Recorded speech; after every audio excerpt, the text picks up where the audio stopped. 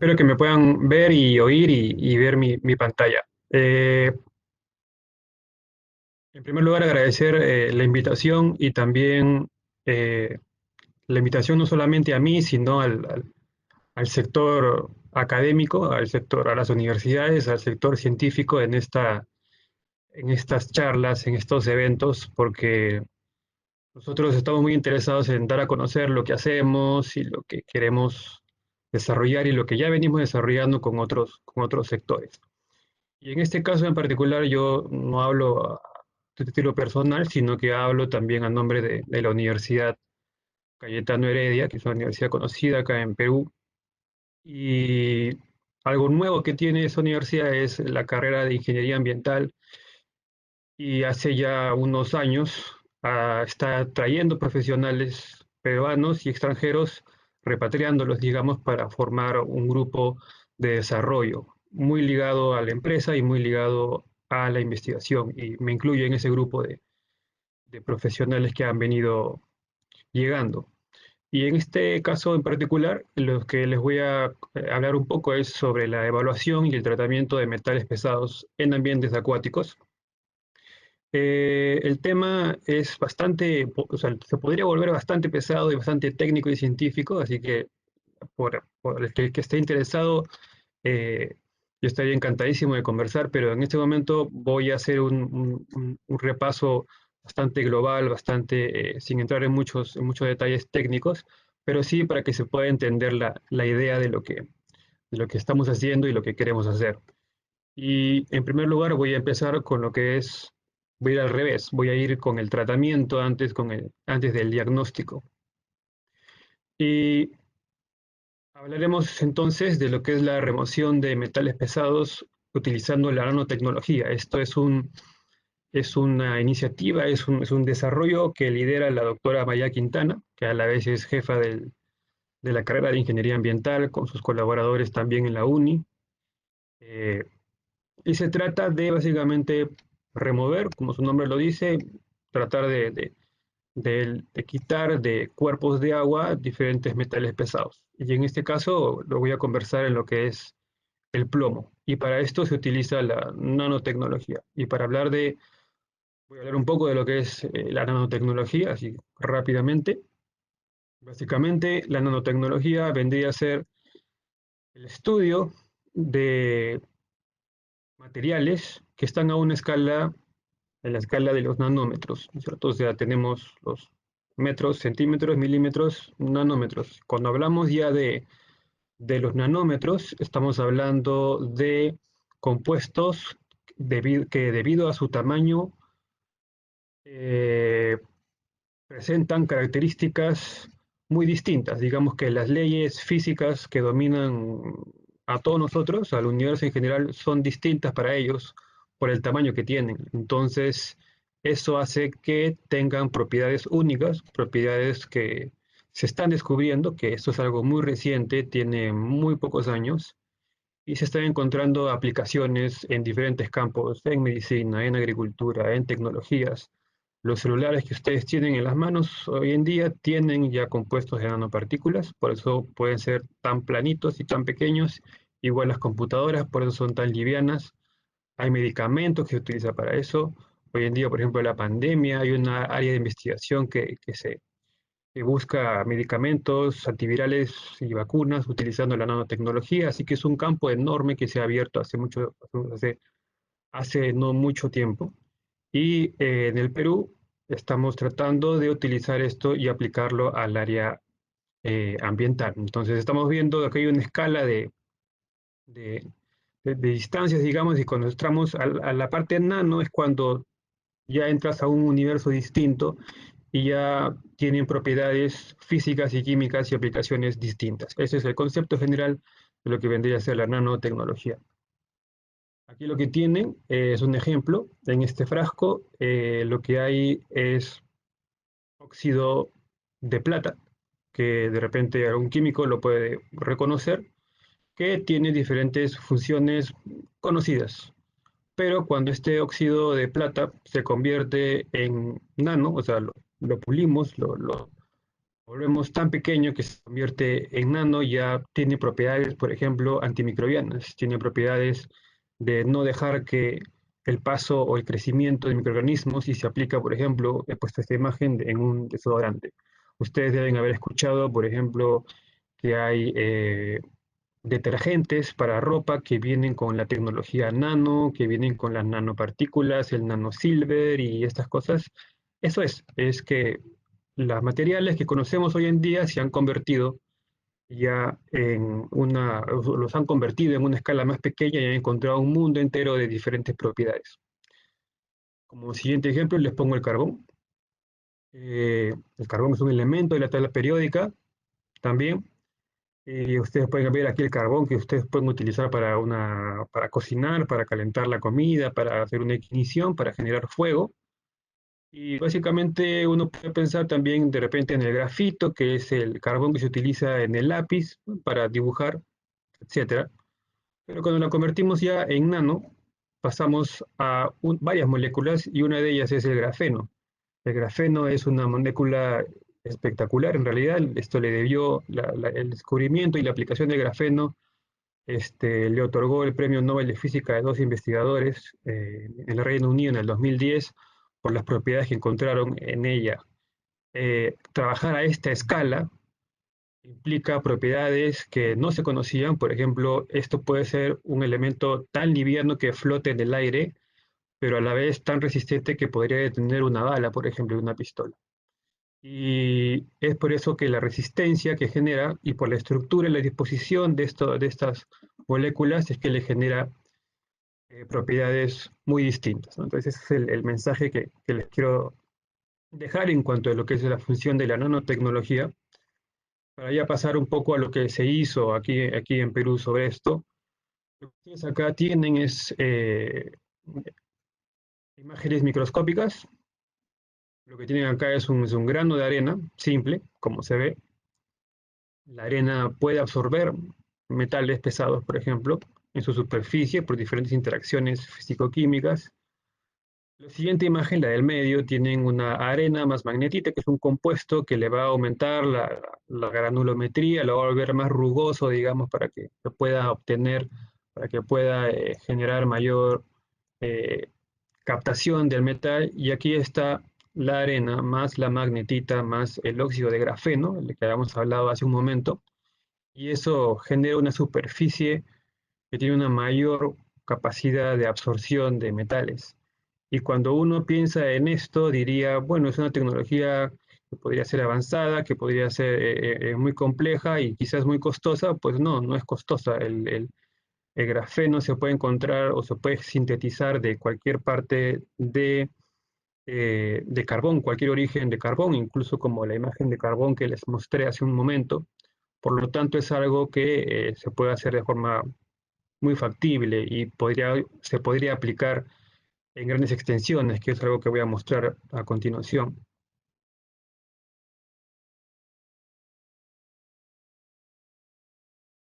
Estas son pruebas en laboratorio que se utilizó con este compuesto, perdón, este compuesto se terminó denominando por la combinación de las palabras arena, magnetita y óxido de grafeno, se le llamó aremago, así es como lo voy a llamar, y en las pruebas de laboratorio, este aremago, este compuesto, llegó a remover hasta quizás el 98% aproximadamente de plomo en las aguas o en el agua que se utilizó en pruebas de laboratorio a pHs interesantes de 5 a más o menos entre 4 y 6, que es algo muy útil. Entonces, si nosotros pensamos en remover el plomo de una laguna, por ejemplo, utilizando un método convencional como podría ser la ósmosis inversa, sería carísimo. Pero si estamos hablando de un compuesto que podría venir simplemente del uso de arena y ciertos reactivos y muy barato y más eficiente posiblemente, estamos hablando ya de un beneficio muy importante y de un desarrollo tecnológico que podría dar muchas aplicaciones y muchos beneficios. Y eso fue lo que se hizo en esta siguiente parte, en la siguiente fase de este estudio. Eh, Se trató de aplicar esto, se construyó una boya, es una boya descontaminadora. Lo que tienen acá fue el diseño teórico. La idea era de que por aquí se filtre, digamos, el agua, pase el compuesto denominado Ariamago y capte los metales pesados, en este caso en particular el plomo, y que tenga una fuente de energía solar, porque hay una recirculación de agua, se generó el sistema, el prototipo, se hizo los filtros, como pueden ver aquí, filtros de Ariamago, filtros donde se podía entrar el agua y poder salir, y luego se utilizó pruebas de flotabilidad, digamos, en una piscina pequeña, y luego ya se pasó al cuerpo de agua, digamos, al caso real. Y esto se aplicó, se hizo pruebas en el lago de Junín, que de repente muchos de ustedes conocen, que es un lago históricamente, tiene una historia de contaminación muy grave, es bastante complicado, es bastante complejo. Y se hizo pruebas en este lago y sí, para no entrar en tantos detalles, se obtuvo una remoción del 98% de plomo. Las concentraciones de plomo en este lago exceden los límites permisibles, en algunos casos hasta 5, hasta 6 veces. Estamos hablando de concentraciones en algunos puntos de 8, 10, 12 partes por millón de plomo. Es altamente tóxico y se logró obtener una remoción hasta del 98% de plomo o sea, no en un laboratorio, sino en un cuerpo de agua natural, en un resultado real. Y entonces, como conclusión, podemos decir de que se logró la síntesis de esto, que es muy importante a partir de simplemente arena y reactivos. Como les mencionaba, la remoción del 98% de plomo, se hizo varias pruebas, hubo la replicabilidad, digamos, como es una tecnología estable y reproducible y aplicable al mundo real a través de una boya. Claro, una boya en este caso, pero de repente si hablamos de cuerpos de agua con diferentes hidrologías, dinámicas, diferentes flujos, podría aplicarse utilizando otro tipo de plataforma. Pero ese es el mensaje. El mensaje, por lo menos en esta parte, en lo que es tratamiento, es de que se puede desarrollar tecnologías baratas que pueden ser eficientes, que pueden reemplazar los métodos convencionales para poder ser aplicados a lugares donde la contaminación es importante y poder, aunque sea, uno no dice de que uno va pues tratar o resolver absolutamente el 100% del problema, pero sí podríamos a través de estos desarrollos generar un aporte importante en el tratamiento y la remoción de los metales. Eso como la primera parte, explicarles. Como vuelvo a repetir, los que están más interesados, yo puedo poner en contacto con las personas que han desarrollado esto. Eh, Seguro pueden haber preguntas de eso, pero para efectos de esta presentación, que es bastante corta, es lo que les puedo indicar por ahora. Y luego pasamos al tema de lo que es el diagnóstico, ¿no? El diagnóstico, y en este caso es un proyecto que lidera mi persona. Se trata sobre el diagnóstico del impacto ambiental utilizando tecnología del ADN, ¿no? Para no entrar en detalles, el ADN, digamos, es esa huella que tenemos todos nosotros, es como ese código de barras que tenemos cada uno de nosotros y de los seres humanos en general. Y se puede aplicar. Y nuevamente, a veces cuando doy estas charlas, hay gente que dice, bueno, esto debe ser muy sofisticado, debe ser bien costoso, y no lo es. Y ahora voy a explicarles un poco cómo es que se da. He puesto estas imágenes para poder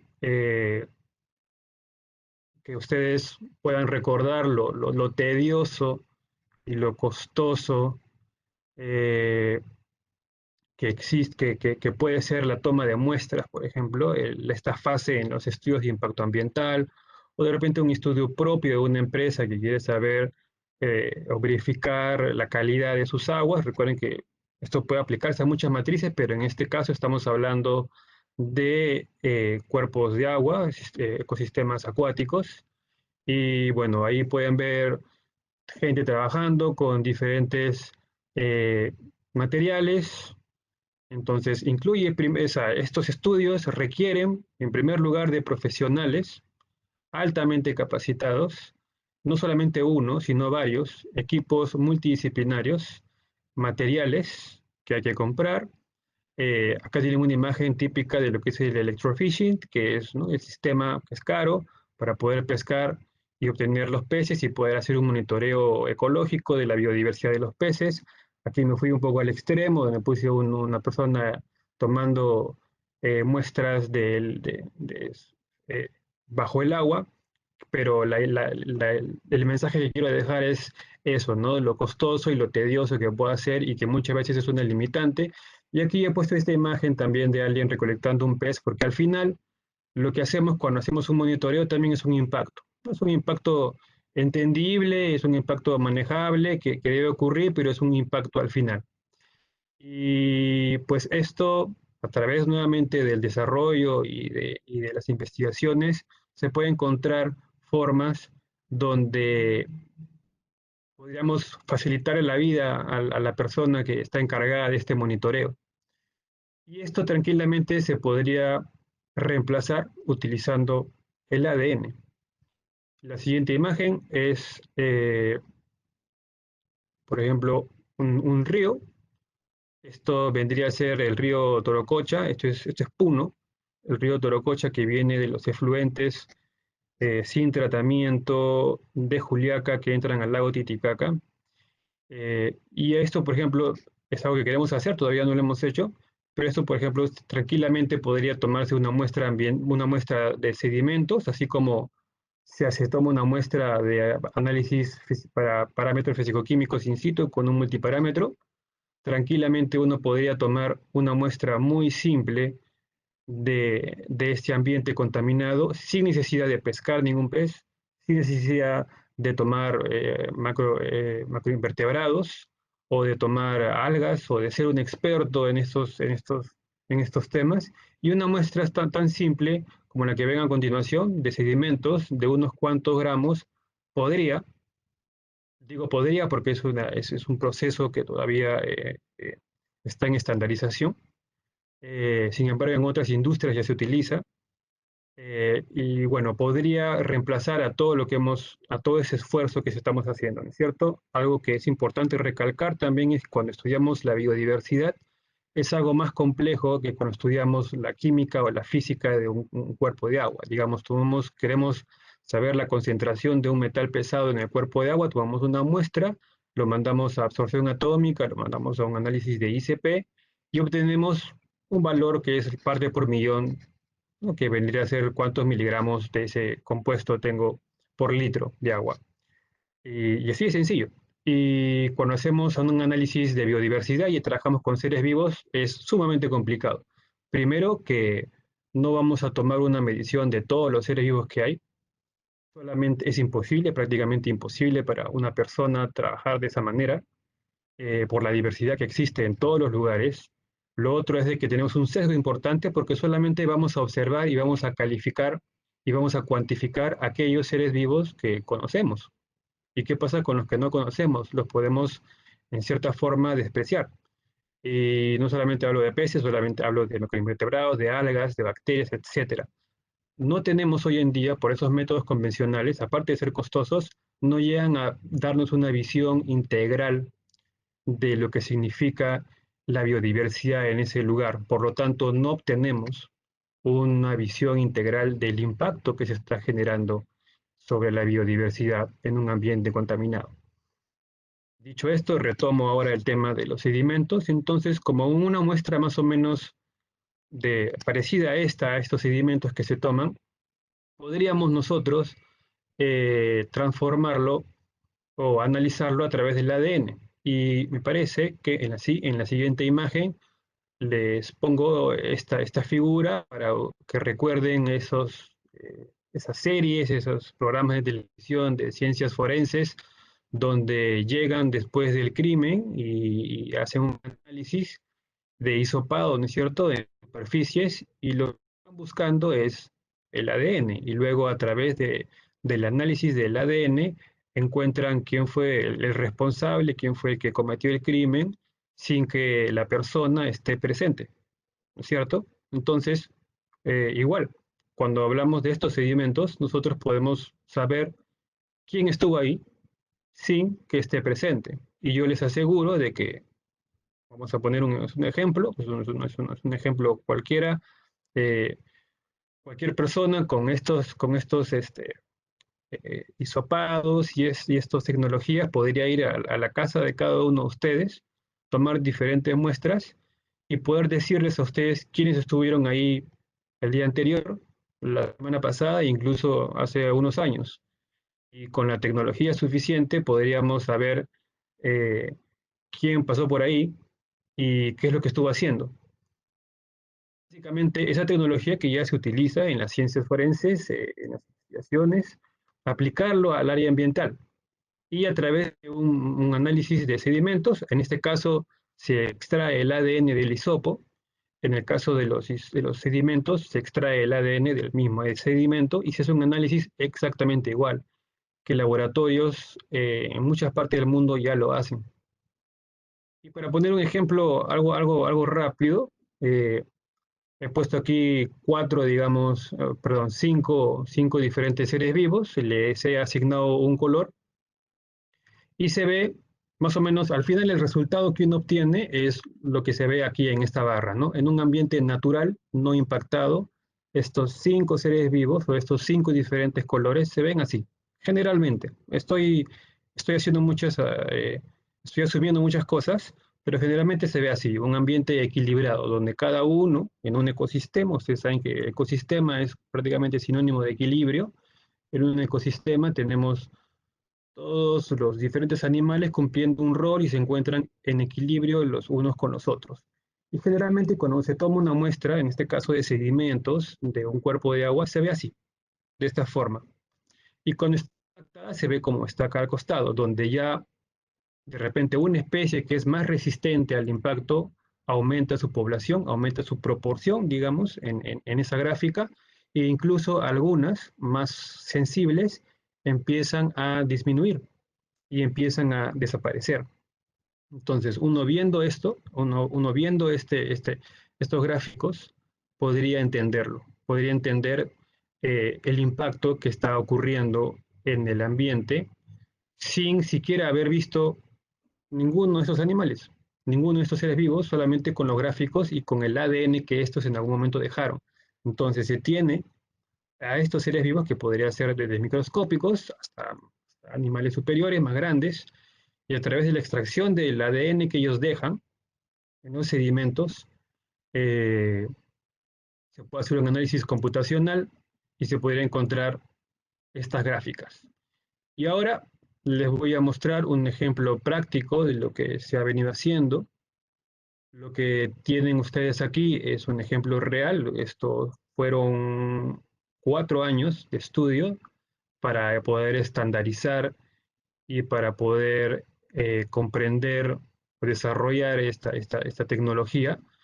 Les cuento un poco de este lugar. Tienen una referencia aquí si ustedes quieren leer lo que se hizo en detalle, pero yo se los voy a contar rápidamente. Esto ocurrió en Gales, en el Reino Unido. Hay una mina ahí que existe desde las épocas de los romanos. Se extrae cobre, se extrae diferentes minerales y tiene zonas contaminadas y tiene zonas no contaminadas, lo cual lo convierte en un área de estudio bastante interesante. Y también esto es un humedal aledaño, sin ningún tipo de contacto con la contaminación, y se hizo lo que les he estado contando en este pequeño humedal no contaminado, se hizo el análisis y salió de esta forma. Lo que ustedes ven acá no se puede percibir porque no existen tantos colores, pero estamos hablando de posiblemente entre 500 y 800 diferentes tipos de seres vivos en cada color. Imagínense que para un biólogo o un taxónomo poder estudiar esto y cuánto se demoraría y cuánto dinero implicaría poder identificar entre 500 y 800 diferentes especies en un río o en un humedal, como en este caso. Esto se hizo con solamente unos cuantos gramos de sedimento. Obviamente hay una parte estadística, de estandarización, de matemáticas, de modelamiento también, pero con una muestra de sedimentos y con un costo que podría variar entre 120 a $150, podríamos tener esta gráfica. Podríamos tener una gráfica de estas, donde tienes información de aproximadamente, como les digo, entre 500 y 800 diferentes especies. Y como pueden ver aquí también, algo interesante es de que se encuentran relativamente en equilibrio, ¿no? Cada uno tiene una proporción similar a la otra en esta distribución, en esta barra, lo cual no nos sorprende porque obedece obviamente a un lugar no impactado. La siguiente gráfica son fotos de este río y aquí es donde ingresa el drenaje ácido, entonces aguas arriba, no hay contaminación, ingresa el drenaje y luego ya se puede ver, ustedes pueden ver por las fotos, este color rojizo característico de las aguas ácidas de mina, donde se genera contaminación. Entonces, macroscópicamente, digamos, por observación del ojo humano, se puede ver que es una zona limpia y hay un efluente y un ingreso. Esto es una bocatoma abandonada, pero que genera un drenaje y genera contaminación aguas abajo. Entonces, ya creo que ustedes pueden asumir de que, por lo menos en estas primeras dos, eh, lo que se obtuvo fue algo muy similar al ambiente, al control, digamos, al ambiente no contaminado. Ustedes pueden ver de que nuevamente estamos hablando de entre 500 y 800 especies encontradas, detectadas a través del ADN. No, nunca vimos a la especie, solamente se tomó una muestra de sedimentos y se hizo el análisis de ADN y ahí también están viendo de que hay una armonía, digamos, hay una diversidad. Cada uno de las especies, de los colores, implica o genera eh, un espacio, digamos, equitativo, que es característico de estos ambientes no impactados. Y luego cuando se ingresa ya el drenaje de mina, se ve algo que es diferente. Hay una pérdida de ese equilibrio, comienzan algunas especies, no se nota nuevamente porque son demasiados colores, pero algunas especies, algunos seres vivos empiezan a desaparecer, quedando algunos que empiezan digamos, a ocupar un ambiente mayor, que vendrían a ser los resistentes, y esto, aguas abajo, empeora. Esta es una imagen ya en el N3, así se denominaron los puntos de monitoreo. Ya empieza a haber, ya es evidente que algunas especies, aquí una en general, esta de color verde, empieza a predominar frente a las otras y se pierde el equilibrio que se había encontrado al comienzo. Aquí ya pueden ver de que hay una diferencia importante con el área no contaminada. Y luego al final también, ¿no? Al final también hay una ruptura de este equilibrio aguas abajo que también continúa. Con esto yo creo que ya les dejo el mensaje claro de que esta tecnología puede diferenciar se puede visualizar por un gráfico de barras muy simple de que hay una enorme diferencia entre ambientes impactados y ambientes no impactados. Lo que tenemos abajo es igual, un drenaje ácido es el mismo efluente, la misma fuente de contaminación, solamente que aquí pasó por un río y acá abajo pasó por un humedal. Un humedal obviamente tiene vegetación, ustedes saben que los humedales tienen esa capacidad son ecosistemas que tienen esa capacidad de resiliencia, capacidad de poder eh, aguantar un poco la contaminación. Y cuando el drenaje ácido entró por el humedal en las primeras muestras, se mostró algo muy similar a como si estuviese no impactado, un equilibrio interesante, a pesar de la fuerte dosis, digamos, de contaminación que había. A mitad del humedal se encontró, sí, un poco de intervención, de efecto negativo, pero que fue rápidamente recuperado al final del humedal. Entonces, con esto también les digo de que hay otra aplicación, no solamente se puede aplicar a saber cuál es el impacto que está causando el metal pesado, la contaminación, en este caso drenaje de mina, al ambiente, sino qué pasa con aquellos sistemas que tienen esta capacidad de remediarse o esta capacidad de un poco retener o son más resistentes a, a la contaminación.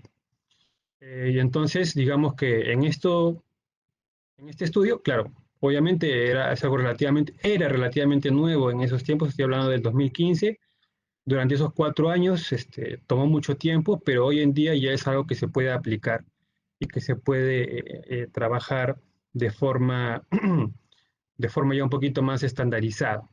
Y si ven, se pueden responder muchas preguntas sin tanto logística, sin tanto trabajo o recursos. Eh, un poquito para hablarles de lo que estamos haciendo nosotros como institución, como universidad. Bueno, perdón, primero, esa tecnología ya hace unos años ya han salido empresas de innovación tecnológicas en diferentes partes del mundo. Aquí, por mencionar solamente algunas, en Australia, Francia, Suecia, Canadá, Reino Unido, Alemania, empresas que ya se dedican a esto. Aplicarlo al sector minero es un poco complicado, por el tema de la contaminación, que no solamente metales pesados, hay pH, hay acidez, conductividad, etcétera, diferentes parámetros, pero ya lo utilizan muy bien en sistemas como por ejemplo, o en sectores como acuicultura, para saber la calidad de las piscinas, de diferentes recursos hidrobiológicos que se crían en estos sistemas. Se utiliza también para evaluar la calidad de lodos en plantas de tratamiento de aguas residuales, por ejemplo, y cada vez se está expandiendo más, cada vez se hace más sobre esto.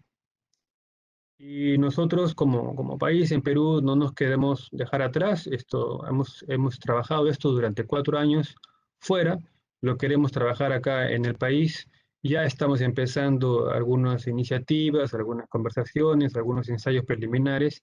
El año pasado hemos estado haciendo una especie de línea base, hemos estado en Puno, hemos estado en el norte, hemos buscado humedales en lagos, hemos buscado humedales como los manglares de Tumbes, por ejemplo, para buscar lugares donde a trabajar esto. Lo más concreto que tenemos hoy en día es una asociación que tenemos, la Universidad Cayetano Heredia, en su carrera de Ingeniería Ambiental, con la Universidad de Liverpool, que es un convenio que tenemos, ellos nos están ayudando en este proceso.